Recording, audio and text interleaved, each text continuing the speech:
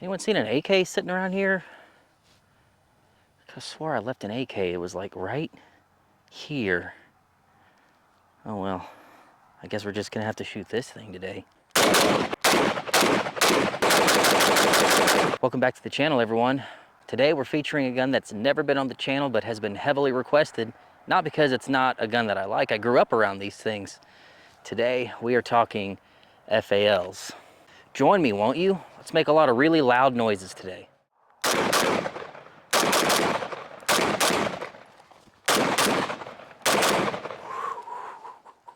The FAL, better known as the right hand of the free world, because so many countries, kind of like the AK that we like around here, so many countries adopted this thing.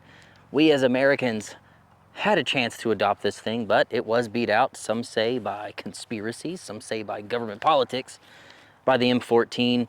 Clearly we know what the better gun is. Just is. Pistol grip, tunable gas system, carry handle. It's probably the best thing about the FAL over the M14 is the fact that it has a carry handle. At least most of them do. And that's all that really matters. So all I really know about FALs is kind of, what I've been told growing up. My dad always had FALs. He had one that he still has to this day that I cherish, that I know one day will be mine when the inevitable happens, and I dread the day. But I grew up with Dad having a really nice Belgian STG 58 kit build on an M-Bell receiver, a gorgeous FAL with metal clamshell handguards, a bipod, the grenade launching muzzle device, and the fixed stock beauty of a gun, right?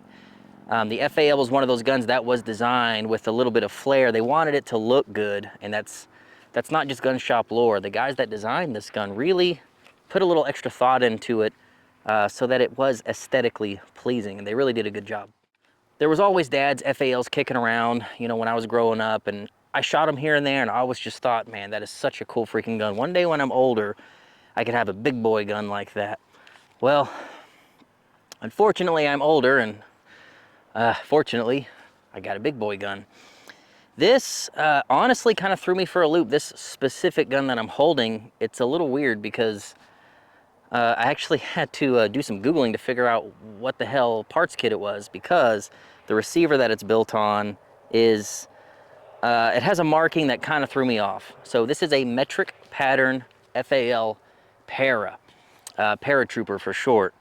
Dead giveaway that it's a paratrooper, obviously, the tubular folding stock, and it has the para sights that are slightly different than the older like STG 58 variants that kind of have like the single aperture roller coaster rear sight. These have dual apertures, and they are fixed. You can't actually increase or decrease elevation on the fly like you could on some of the fixed stock variants. But this thing, and I'm going to try to show you here, it's marked CIA Century Arms L1A1, which, given I'm going to tap into my very limited FAL knowledge here, that's the receiver that was used. It's marked L1A1. Typically L1A1, like British Enfields or like Canadian FALs, are all inch pattern.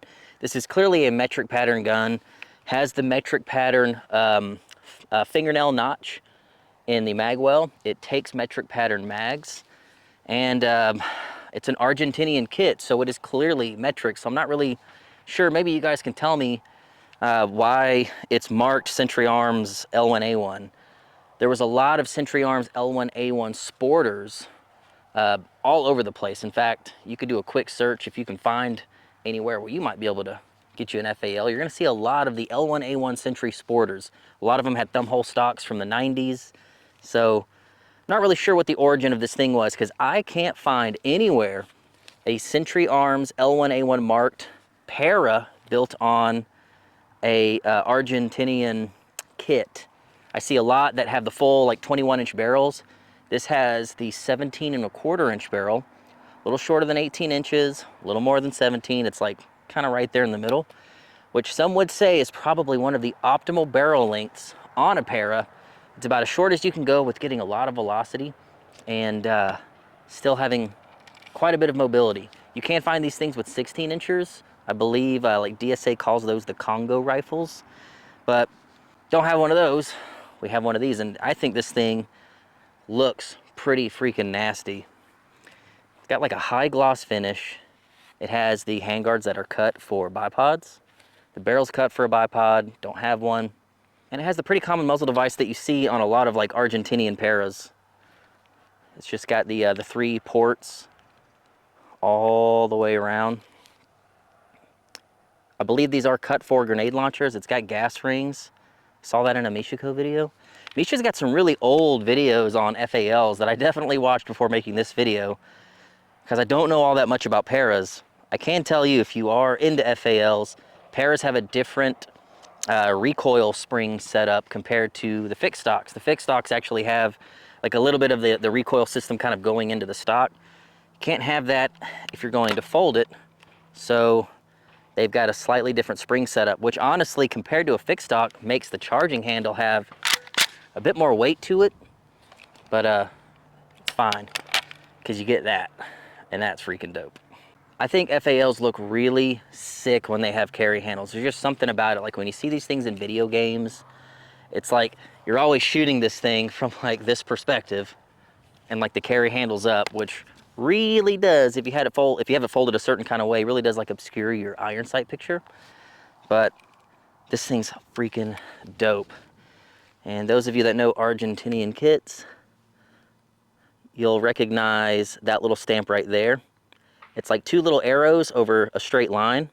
It's the only way I was able to really determine what it was, because there's like no markings on this thing anywhere. And like I say, I don't know that much about para FALs. I just don't. Never had one. There's never like been one in our family that I got to play around with, so, you know. Another thing I really wanted to debut on today's video, Davronov makes these handmade leather chest rigs. I took today as an opportunity to rock my FAL magazine specific leather chest rig, handmade by Davronov. Never gotten a chance to run it because I didn't have one of these bad Johnnies, but I have one now, and I'm so excited, dude. Davronov does such amazing work on these chest rigs. You see them in a lot of our other videos when we're running like AKs and AR mags. This one's specifically made for the larger 20 round 308 mags. You could probably get G3 mags in here, but that would be stretching it. My man does such an awesome job. The slings are made from repurposed AK slings, handmade leather, made for FAL mags. It's definitely a vibe. It's dripping. It's dripping really hard. I have not shot this yet. Haven't put a single round through it. So let's just bask in how freaking cool FALs are and shoot this bad Johnny. It's semi-auto. I know, big bummer, but I'm curious. I don't know what the gas setting is set on. I don't know if this thing likes or doesn't like steel case, because that's all I have today. But I'm really excited about it, man. By the way, if you like FALs and you want a place to come shoot your FAL, come on out to Lethal Weapons, Texas. I'm actually at the range right now.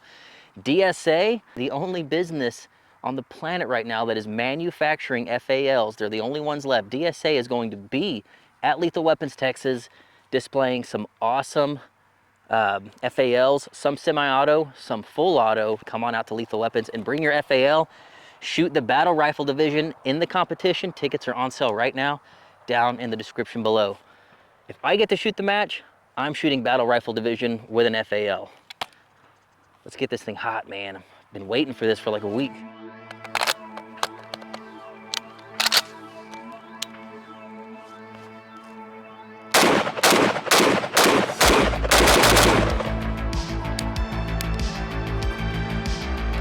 Yeah, that opens those sinuses right up.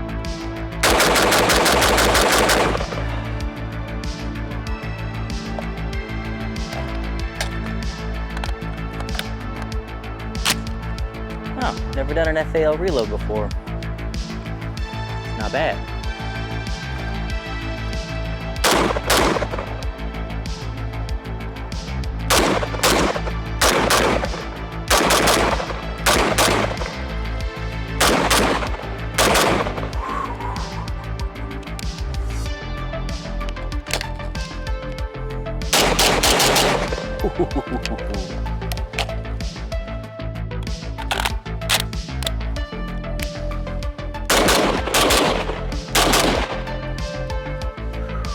Ooh, that casing almost hit the camera.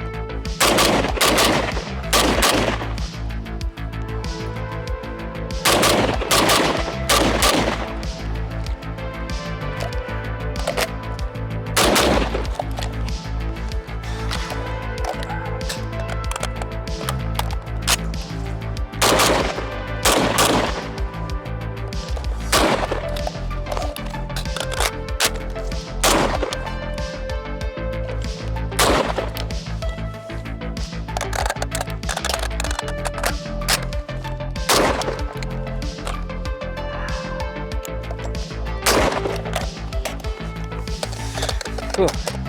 Keep wanting to come out of the fucking mag holster backwards. Maybe we put the mag in backwards than what we're used to. So the mag changes I'm finding a little difficult because they're so short and straight. I'm so used to indexing that curved AK mag. These, I can't tell if they're even pointed in the right direction. I keep coming up with the mag with the rounds facing backwards because the mag's straight, like in the heat of the moment, I think it's painted face forward and it's not. So I'm spinning this around the opposite way to keep doing what I'm doing. Maybe they'll come up in the right orientation.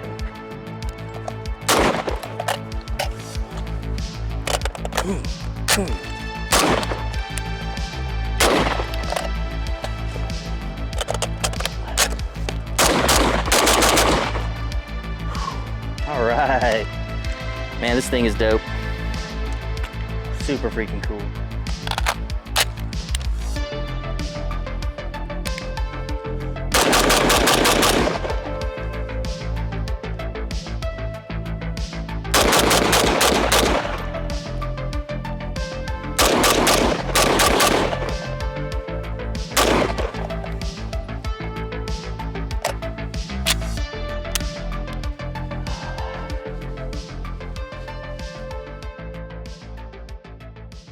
This thing's freaking dope, dude. I wish I would have got an FAL like way sooner. Like me personally, just I wish I would have went out and found one. You know, I think the FAL is like the AK of the 308 world, man. There's like all these different variants and all these rabbit holes you can go down. Really rare, like Rhodesian baby poop kits, Belgian kits, affordable, you know, Argentine kits and whatever. There's like so many different rabbit holes to go down. I think that's why it really appeals to me as an AK enthusiast, as a gun enthusiast. There's just something about it that has that same allure that an AK does. I think AKs are just sexy guns. These are very sexy guns. Is this sexier than a G3? I don't know. Some would say yes, I might say maybe.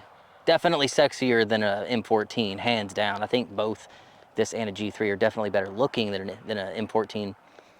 But yeah, man, something about these old school guns, you know, I've said it time and time again that the type of guns I'm into and just the type of enthusiast I am when it comes to guns, man, the new stuff just doesn't really grab me like the older stuff with character does. A lot like this in any FAL.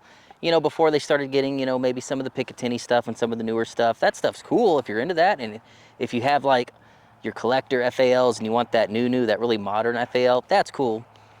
But for me, if I'm only gonna have one or two, I think a para that's almost bone stock is it.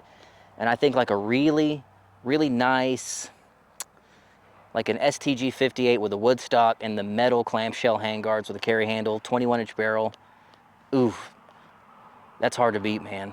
And that really speaks to me. Metal and wood speak to me, they really do. This is cool. That's just it. FALs are cool. So we have another FAL at the shop that I want to bring out, and it shoots quite a bit faster than this one does, if you know what I'm saying. It go full turbo. It's got some parts on it that did a little time in Africa, if you know what I'm saying. So we're gonna bless the rains on the very next FAL video with something a bit more special. But anyway, if you want to support the channel, you know what to do, man. Go buy Third Pin Threads, pick up a hat, pick up a t-shirt. If you really, really want to support the channel and support what I do, man, come out to our events. Come out to Kalash Bash, come out to Lethal Weapons, which if you're watching this video, is only a few weeks away.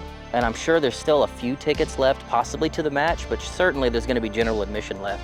Put on with a lot of help from the bad Johnnies at Sons of Liberty Gunworks. Mike Michalski, Kyle, those guys over at Sons are some of the baddest Johnnies I've ever met in the gun industry. They're just super rad, man, and they're really helping us throw an event that really pays homage to why classic guns are so cool. Anyway, I'm gonna leave a link to that website down below if you wanna scope out tickets. I hear some other famous YouTubers might be going, but I don't wanna give it away. You're gonna have to come out to see who shows up. And I appreciate you watching. I appreciate you guys that come out to these events and hang out with us in person. That cannot be canceled, that cannot be blocked, that cannot be deleted. Can't be censored. Not while I'm in charge of it. It's never gonna happen. So let's get off the internet and go shoot guns together. What do you say? We'll see you next time.